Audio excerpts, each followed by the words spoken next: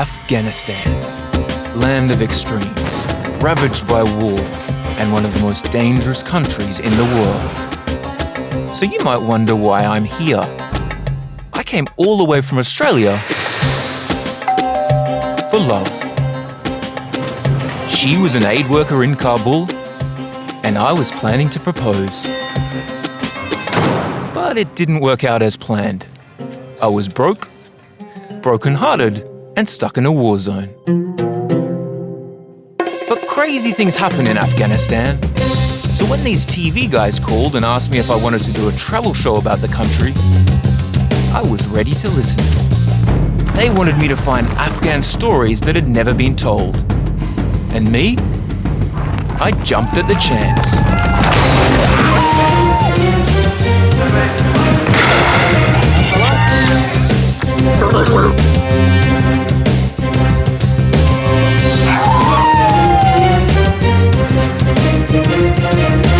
And that's how I became the extreme tourist.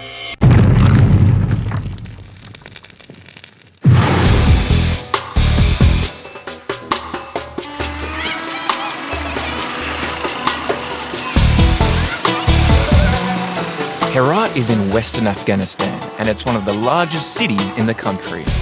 It's close to the border of Iran and is famous for its cultural history, its minarets, shrines, forts, and beautiful mosques.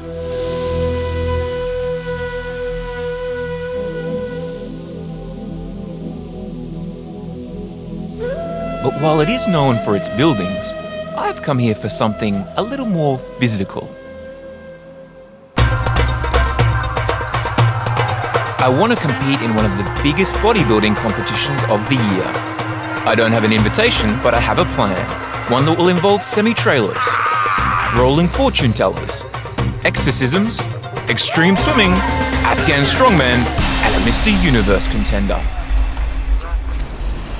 But before I can compete in any bodybuilding competition, I need to sort out my body.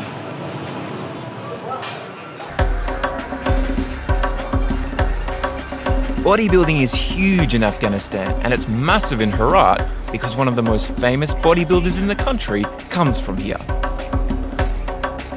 His name is Abdullah, and he's the coach I need to get me ready for the competition, which is why I've come to his gym for a lesson.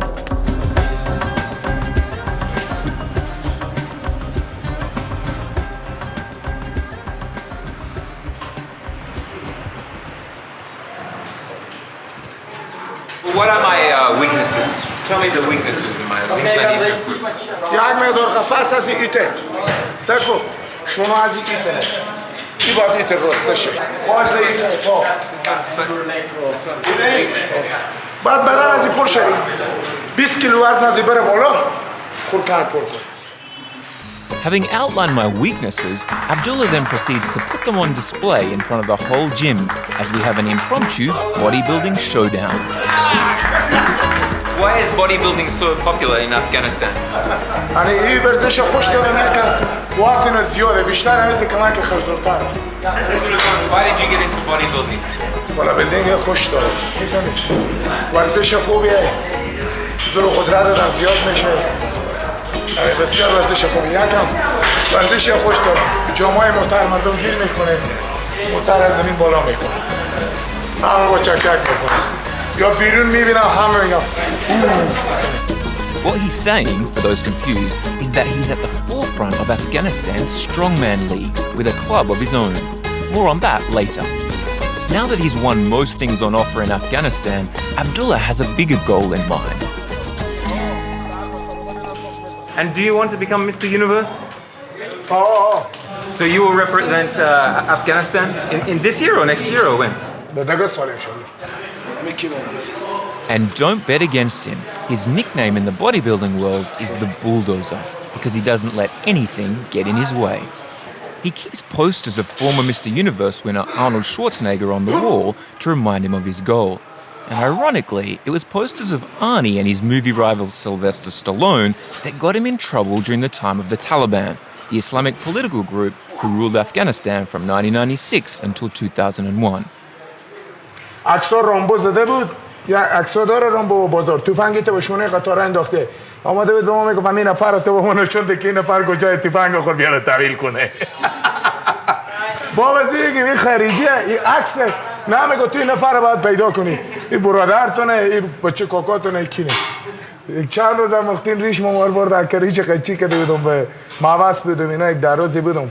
After he was bailed, Abdullah packed up his family and his weights and headed to Iran, where he could continue his bodybuilding career on his own terms. Like I said, nothing gets in the way of the bulldozer.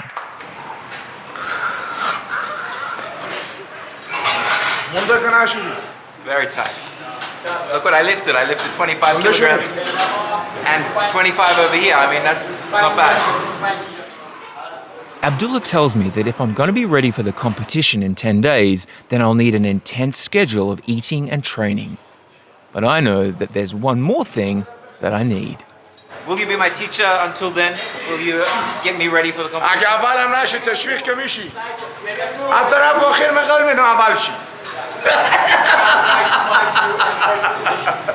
All right.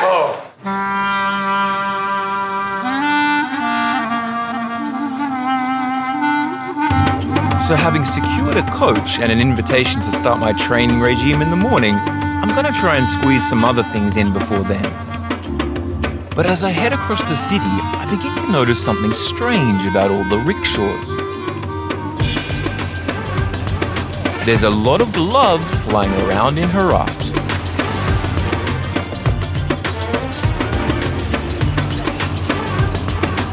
These rickshaws are apparently known to the locals as lovebirds, and luckily, a friend of mine, Herat, is on hand to explain why.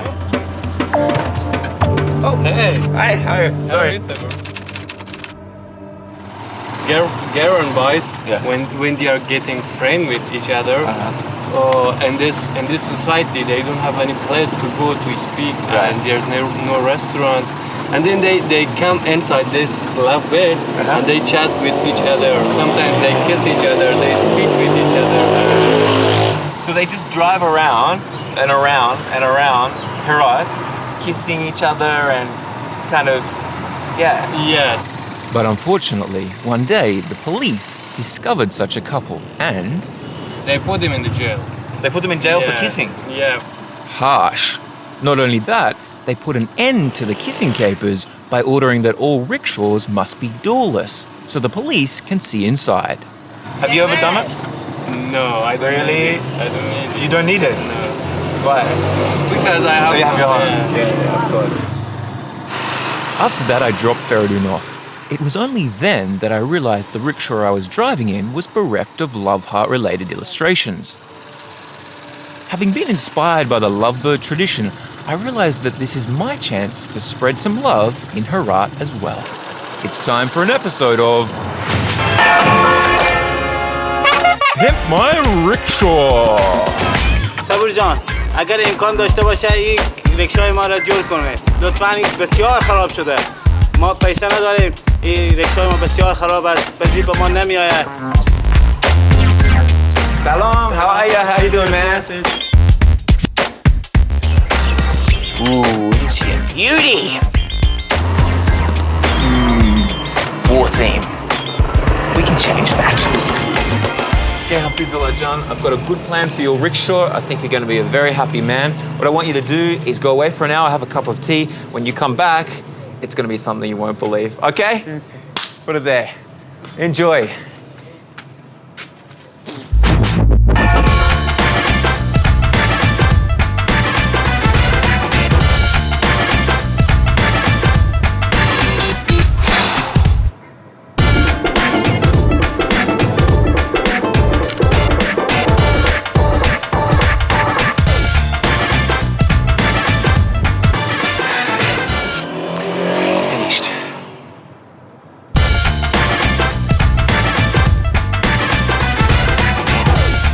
MashaAllah, MashaAllah. That's right, MashaAllah, MashaAllah. بفرمایید.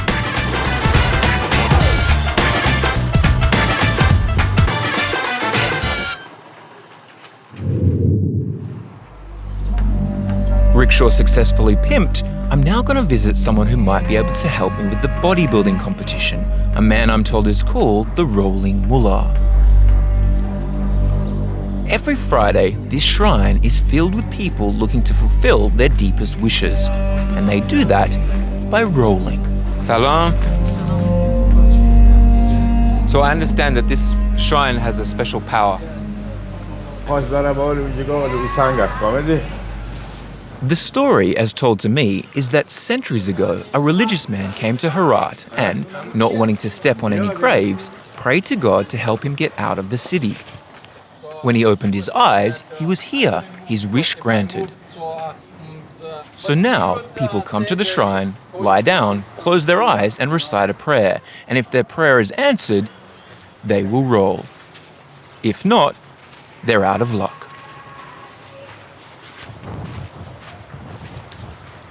That is amazing. Is that what is about to happen to me? It's fucking hot on this ground.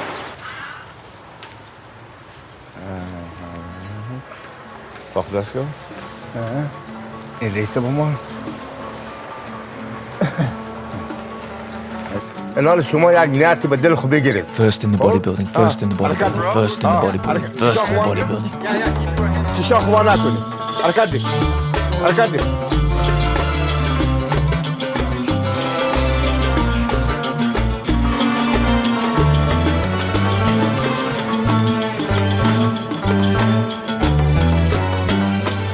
That was incredible. And I'm not necessarily a believer in these kind of things, but after what happened, I'm prepared to keep an open mind. از خودم پرسان بگی لول داد یا نه؟ No, somebody was rolling me. Yeah. Somebody was rolling me. What does that mean? I didn't know where I was going. I thought I was over there. So I started from there and I went over to there. It's good or it's bad? فرق نمیکنه. به هر طرف که لول مراد از لول دادنه.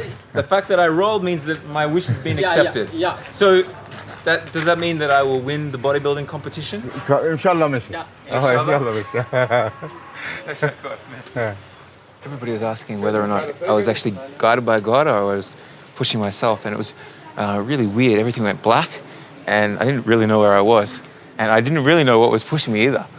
So it was kind of a surreal experience, and apparently that means that it was God, because I didn't know what was going on.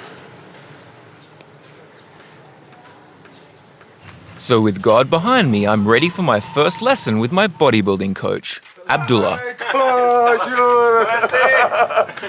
بفرمایید. خوش آمدید.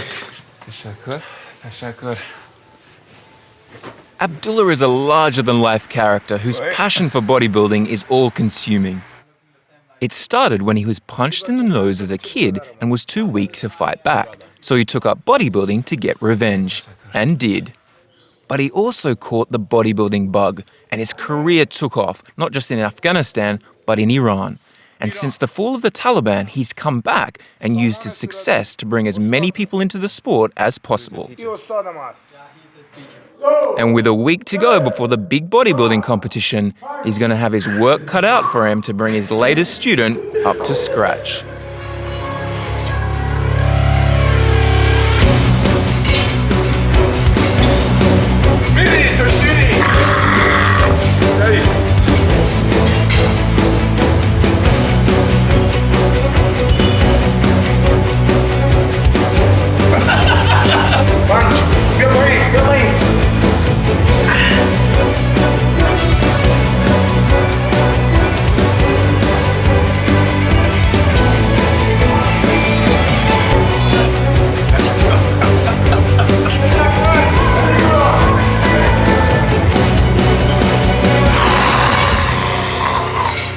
Abdullah is in training for his own strongman challenge. A few days after the bodybuilding competition, he will attempt to pull a semi-trailer.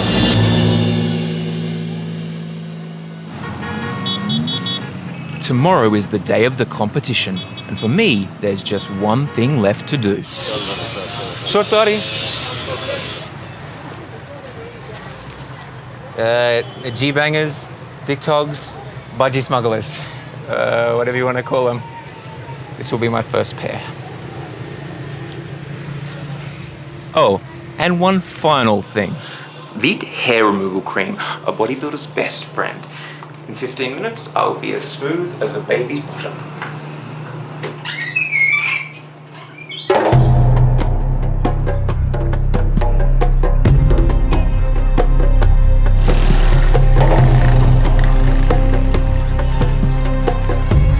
Today is the day of the big bodybuilding competition, and I'm really nervous.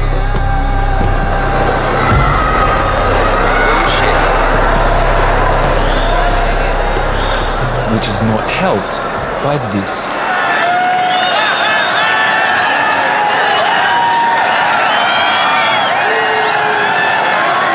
Why are they booing me? It's freaking me out. It's a relief to finally see Abdullah.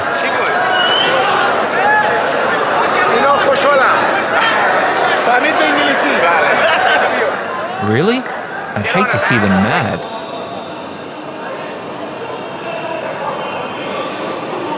The competition starts, and it's hard to keep track of what's going on. But one thing is for sure, the spectacle never ends.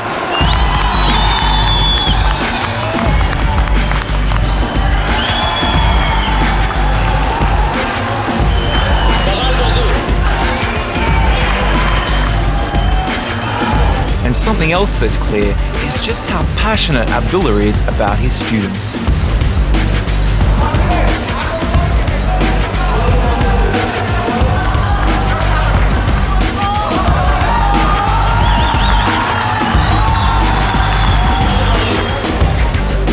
The time has come for the heavyweights.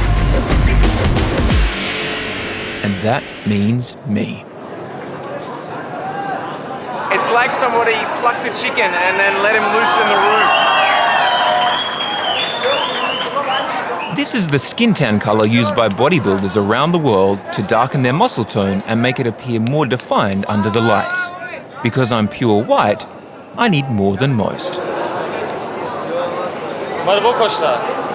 تو خیلی سفیدی.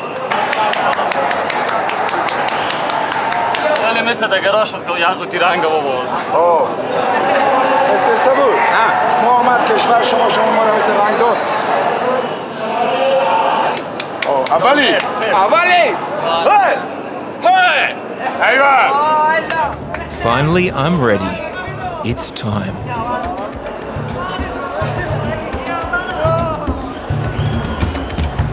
I'm a bit worried because I've been told that the judges are going to try and kick me off as soon as possible.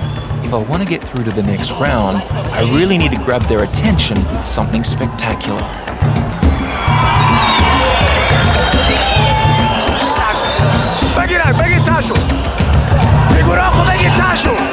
I get through my first pose,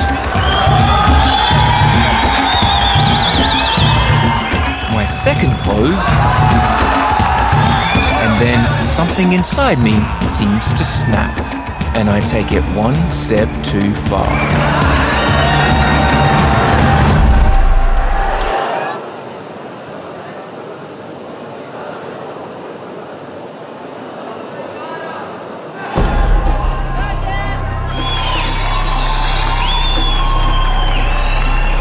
Confusion reigns.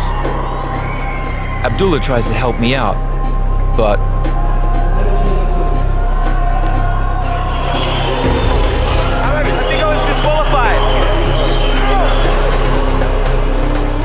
disqualified. How shameful. I feel like I've let Abdullah down. And he is not happy with me. Added to that, his club got beaten by their biggest rival. I think maybe this is a good time to leave.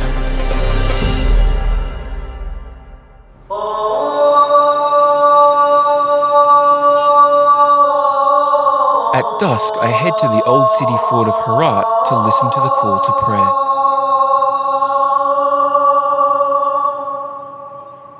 I really need this calming influence after what happened today, because I feel like something is not quite right with me at the moment, and what happened at the bodybuilding might be related to that.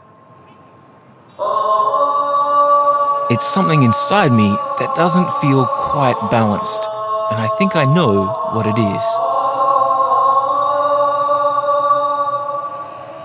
few weeks ago in a place called Mazar, I went to a fortune teller who said she felt a heavy presence within me that weighed me down, possibly a jinn, or in English, a genie or supernatural creature. Now in Afghanistan, when you've got a jinn inside you, some people believe that you can go to a scorpion doctor to get it out. So I've come to this place to get something I thought only existed in horror movies. An exorcism.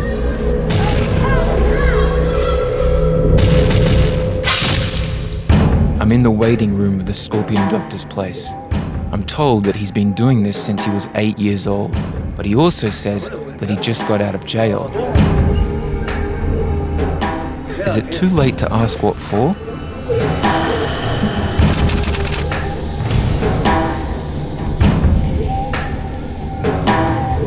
I'm not quite sure what I'm getting myself into, but I've been told to expect anything from snakes to scorpions. And even though I'm usually skeptical about these things, if it can help me, I'm prepared to keep an open mind. I put aside my fears and explain my problem to him, and he seems to know exactly what to do. ما مردم دمی داریم امرای کارت دم میکنیم و مشکلی که در وجود انسان فرض ناونمی نبض تا میبینیم که چه مشکلی داری و اون مشکل را برات به فضل خدا بکنه برکت کلامش ما مردم هم دوا داریم هم دم دست ما را بده بشه. But before he's even given me his diagnosis, he calls for the snakes.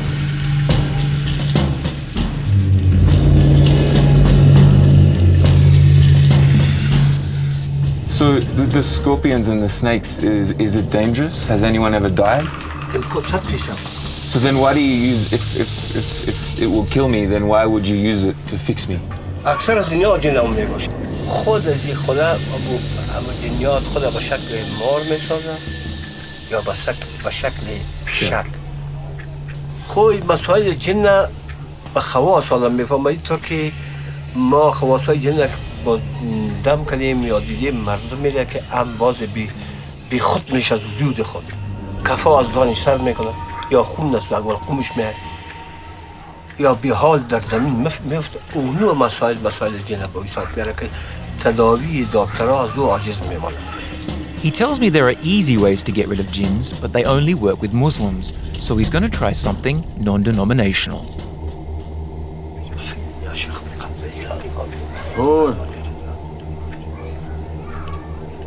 I try to stay as still as possible as he taps me with a knife and repeats certain holy verses.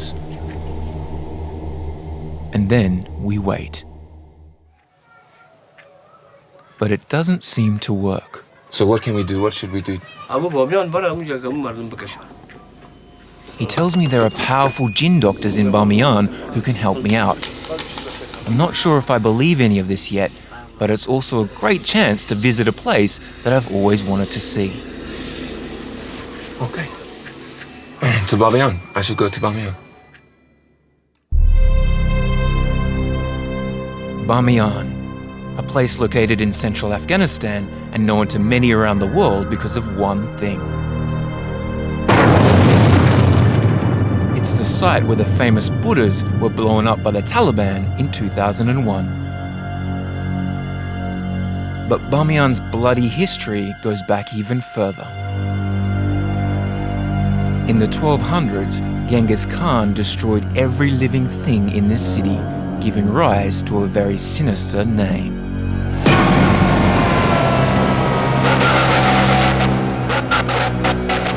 The City of Screams. I asked my guide Akbar to explain a little more. This is one of the nearest valleys next to the Buddhas. And during the Taliban regime and before that, many ordinary people has been killed and murdered and have been graved here. In this area? In this area, in such areas actually.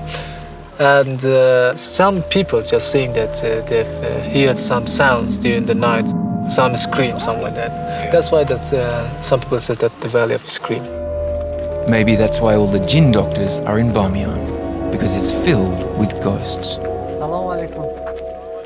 We talk to some of the locals to find out more, and they take us into one of the caves that was used for protection during the time of the Taliban.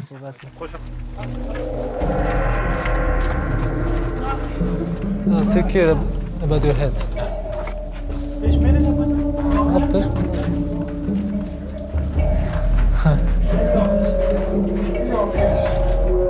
Do you believe in jinns?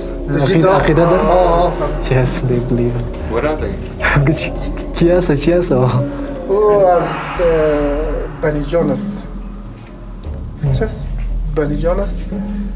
مثل خودم میتونه که مثل پیشک و مثل یک چیز دیگر میسازن. مثل ما نمیبینیم. اون ما رو میبینیم، ما رو نمیبینیم. Are the jinns in here with us now? شاید باشه. Maybe. من نمیبینم. خب برم ببخشید دیگه. شما رو Akbar, my guide, also says that he believes in jinns, but has he actually seen any?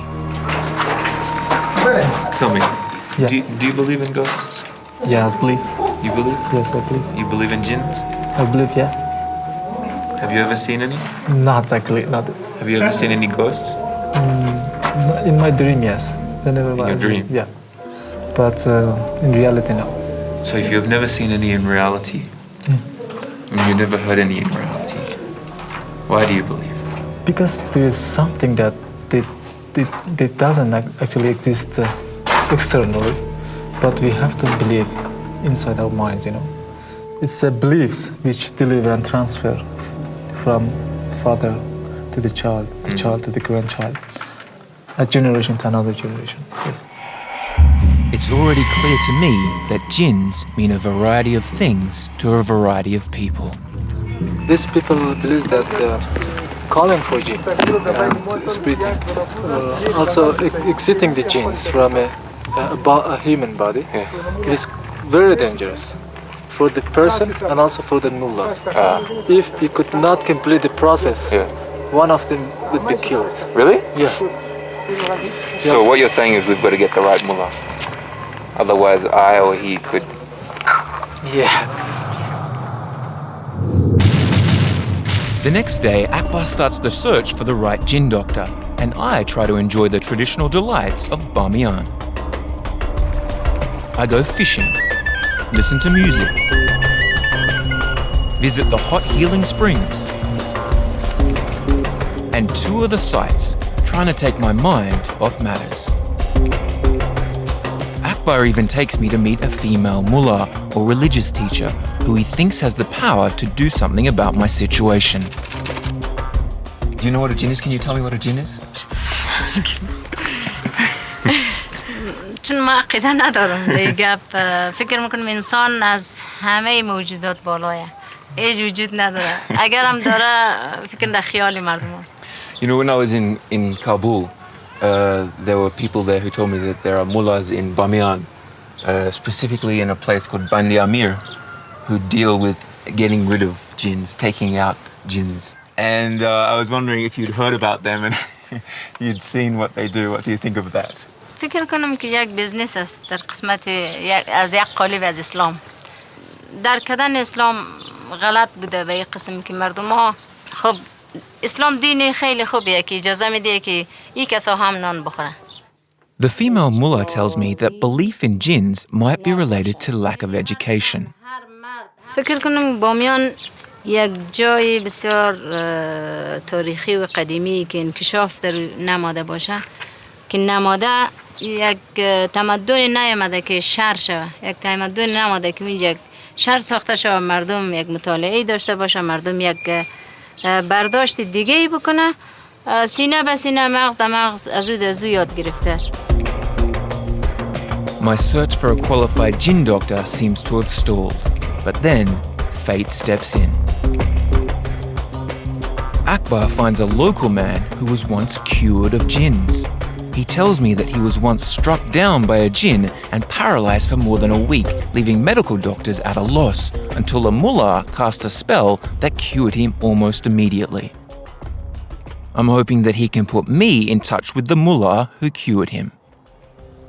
Did you feel anything inside of you the first time that you fell down? نه چیز ندیدیم هیچ چیز ندیدیم فقط چاپا شدیم همین تمام جوانم زیر عراق شد دیگه چیز ندیدم یه طوری هم نفهمیدم کدوم یک نفر مثال تلا کرده باشه ترس خورده باشه فقط چاپه شدم تمام جوانم زیر عراق شد.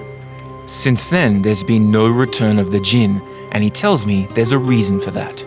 اون ما اصلا بگوی به دقیقه ندارم میخوام اونم مولا رو دادم گفت که گردی پری رسیده من اصلا خود نمیدونم تو رو دقیقه ندارم. Why do you think that God puts jinns here on earth? مدار بچه است که کلگی میمونه اون کار خدا رو کس گفته نمیدونم که تو بهش خلق کرده مرا بهش خلق کرده یا که دیگر خلق کرده کلگش دمدار خدا پیدا کرده خدا گم میکنه. Unfortunately, the mullah that cured him has left for a village a long way from here. I need to track him down if I want to get my problem sorted out. Tomorrow, the journey begins.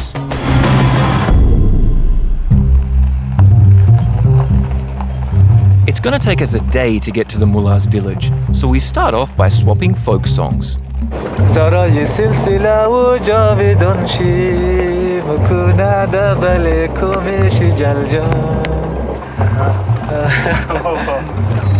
Singing to a liarity, singing to a liar, singing to a liarity, and we're bound for Botany Bay. But eventually, we end up talking about the one thing that guys on a road trip always talk about. Jake, you know Kylie Minogue? Yes, she's our famous Australian singer. Yeah, I like she really. And I have a CD, Peter CD of she. There's Which is your favorite song? It's me and you and me, always together. Me and you, always together. Me, you and me. It's a long drive, so on the way, we drop in to say hello to some of Akbar's relatives, semi-nomadic people famous for their hospitality, their dried yogurt called kroot, Sour like yogurt. and their animals, the iconic fat-bottomed sheep. They're so isolated, they use dried sheep poo for their winter fuel. یک دورم برای شما ببریم در خارج. افغانستان. Thank you so much. So with my sheep poo to keep me warm, we're off again. خدافظ.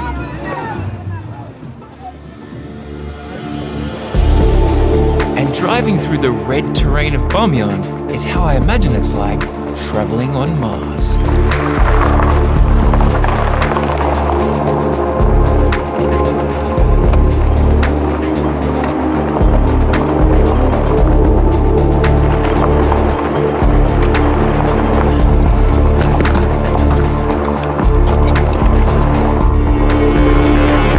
Finally, late in the afternoon, we arrive at the village.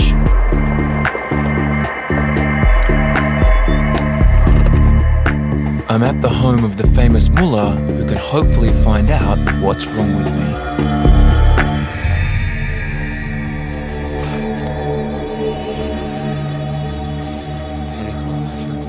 The atmosphere is heavy and tense. I tell him everything that's happened to me up until this point. Well, we have been traveling around Afghanistan for 3.5 months, and it takes quite a while. When I was in Mazar, shooting a show about murder, and all my body is aching, and I find it hard to sleep at night, and sometimes I wake up in the middle of the night in a cold sweat, and I don't know where I am. And you know, sometimes I get the feeling also that people are speaking a different language to me. And for that reason, I came here to you to ask you to help me. مثل فکر کنیم که مثل یک رشته یا صبری جین خو ما فکر نمی کنیم چون یک قسم باد است که به نام از قول جرف از قولهای فال. This wind of the jinn is important, and it's something he'll explain more of later. But for now, he's gonna do a reading, and I'm open to whatever he has to tell me.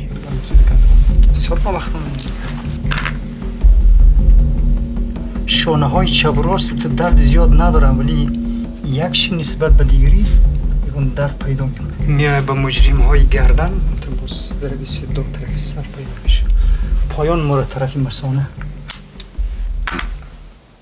حالت شهوت زنا بر حال درسته شهوت چی بر حاله And also he says that your pains start from the bottom and mainly focus on your near to, how could I say, so to say that your cock. My cock. Really? It goes all the way up to here. So are you saying that that because I haven't had sex for a long time that's why I'm feeling this pain? Is that it? نه شهوتش بر حال است متو یک اندازه زمین ضربات میچی فکر میکنم که ازدواج ندارم. Whoa, hey, hang on, what? بیشتر برای شما گفتم که نمی از اینا واسه امولسوبی یک بادی متر ماده است دیگه و فقط یک ترس ایجاد میشه اینطور نیست که بشر خوب را در عرصه‌ویش خارجی که جین در نظر ببینه خب نمیبینه نه اینطور یک بادی هست که تولید میشه بس نمیفهمم وقتی. Finally, I've got a name for my affliction, the wind of the jinn. Not actually a jinn, but still very dangerous. And most bizarrely, the mullah says that it was put there as a curse by a female that I've hurt in the past. خب نال یک ظرف یک 5 دقیقه برادر اگر یا مزاحم نشم ما میره بادخانه کنیم اگر بخوایم این هم از مشکل خلاص شود از نظر من.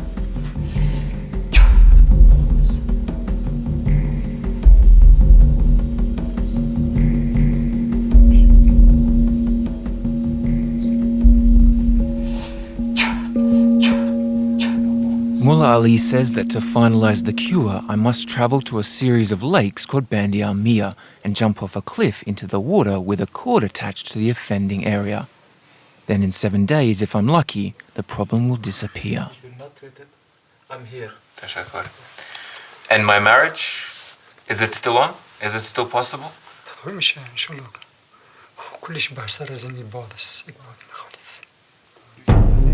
He gives me an amulet filled with holy verses that I'm supposed to wear around my neck for protection. And then he wishes me good luck and good speed. But as I walk away from Mullah Ali, the strangest thing happens. Is this the wind of the jinn he was talking about? A physical manifestation of what's going on inside me? Is this the quickening? Or is it a message? Get to Bandi al-Mia before it's too late.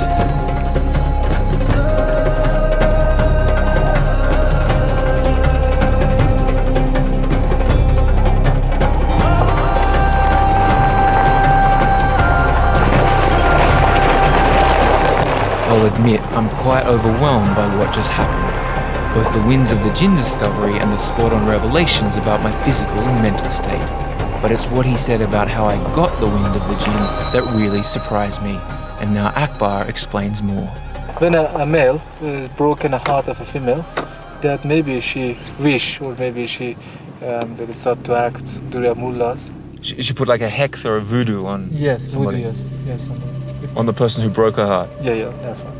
So you're saying that that somebody whose heart I broke possibly could have put this hex on me? Yeah, sure. Especially also in Afghan culture and maybe in Iranian, as I wear for a long time. Iranian culture? Yes, Iranian culture as well. I've seen many experience the same experience actually. You know why that's interesting? Because my ex-girlfriend was Iranian. Oh, really? Yeah. I guess it pays not to break anybody's heart, but especially an Iranian guy's heart. The question that worries me now is over the mullah's suggested cure. He said I have to tie a cord to the affected area and jump off a cliff into the lakes known as Bandi al-Mia. But will the purification work? The answer lies ahead of me in the waters of Bandi al-Mia.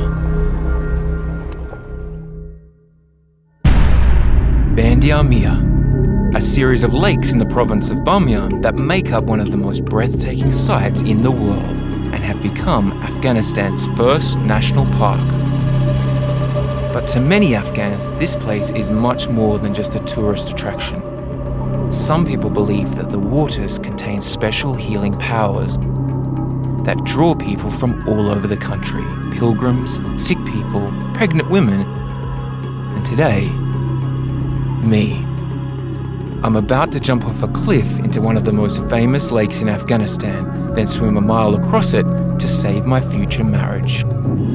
The water down there is mind-numbingly cold, and the local legend goes that people who try to swim across it get pulled down to the bottom. It's the reason that none of the Afghans are swimming, but it's the only way to be certain of purging this thing inside me. Whether jinns exist or not is no longer the question. What I've learnt these past few days is that sometimes what is needed is not over-analysis, but simply belief, then action. So here goes.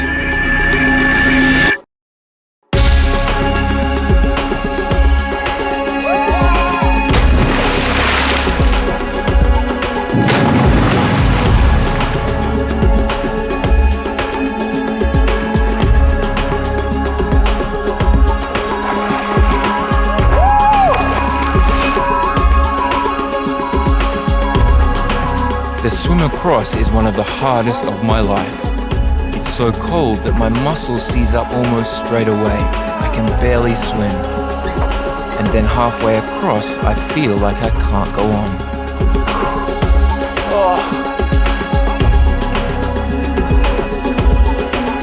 I can't breathe. My chest weighs a ton, and I can't feel my arms or legs. I'm about to go under. But then something seems to push me on. I find a second wind from somewhere and swim for my life.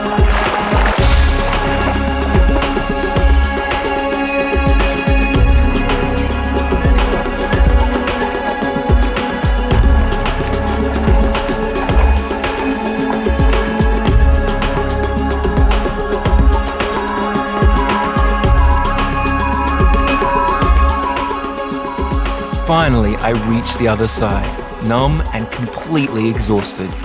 Not just from the swim, but from everything that's happened to me over the last few days. I've done it. I've finally done it. With the wind of the jinn gone, my body feels in peak condition. I'm ready to go back to Herat to see my bodybuilding friend Abdullah and support him in his truck pulling challenge. There's just one problem. We still haven't talked about what happened at the bodybuilding competition.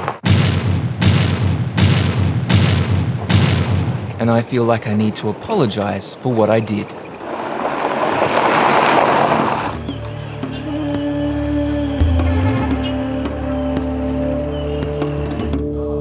So on the morning of the truck challenge, I visit Abdullah for breakfast and try my best to say sorry to a man I've come to see as a good friend. But will he forgive me?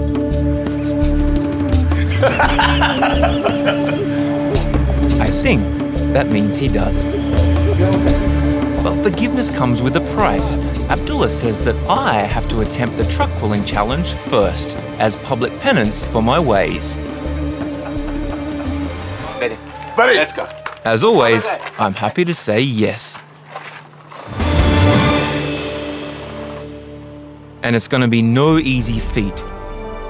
I'm told that this truck is nearly 50 feet in length and weighs up to 60 tons. Surely it's impossible for me to move it. But a challenge is a challenge. Okay.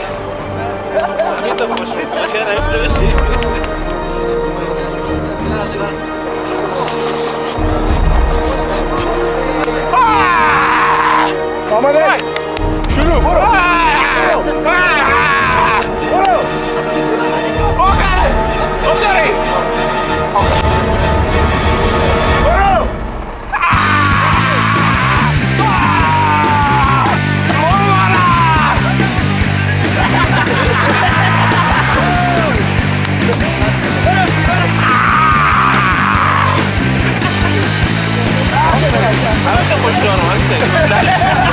I'm giving it everything.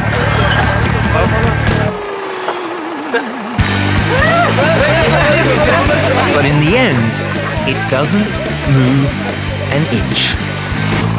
خودی از این نشاط نمیشه مگر بکنم پرتونش بخوری چک بری بکن ماشاءالله. Pulling the truck seems like an impossible task, and although I don't say it, I'm worried it might be too much even for Abdullah, the bulldozer, to achieve. But he seems confident. به خاطر ورزش و خاطر هدف مزینه که انشالله به جهان نشوندم که به افغانستان انشالله میتونه که بیاری از خداوند تشویق مردم افغانستان که همچی آدمایی داره انشالله میتونه کار انجام بده. Good luck.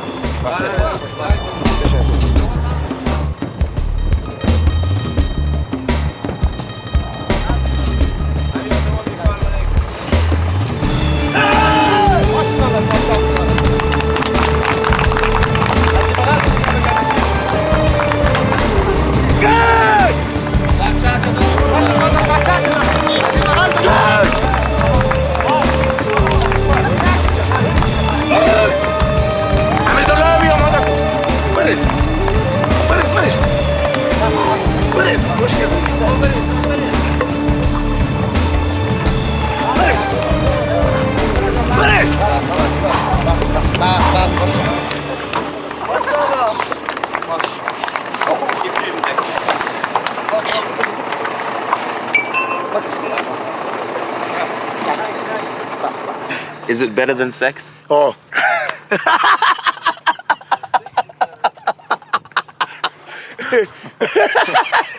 بیتر بود. بله درست میارزید همین چند روز که سکس نشده بود همین ارزش هم میردیش. زیبایی اندام که اصلا رژیم بزدابی حساب نکنه مردان آنی که اصلا باید دست نزی بزدابی باید دوش کنی.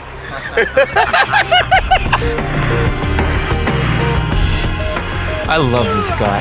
He's taught me so much about following your dreams, no matter how out of reach they may seem. We all have them, but for so many Afghans, 30 years of war got in the way. And it's easy to forget that although the violence goes on, there are thousands of Afghans who continue to chase their dream every day, against all odds. Each one, like Abdullah, a bulldozer, refusing to let anything get in the way. Marching on and on towards their goal.